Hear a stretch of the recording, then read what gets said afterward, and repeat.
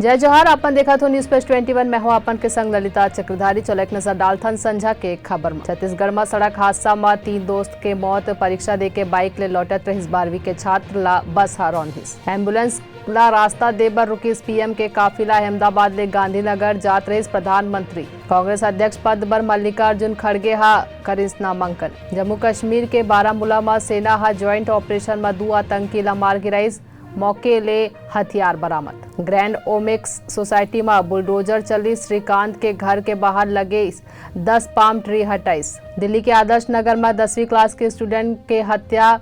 5 classmates हा बहस के बाद मारिस चाकू। सुप्रीम कोर्ट हा संसद के नवा इमारत पर शेर के डिजाइन पर आपत्ति वाले याचिका खारिज करिस।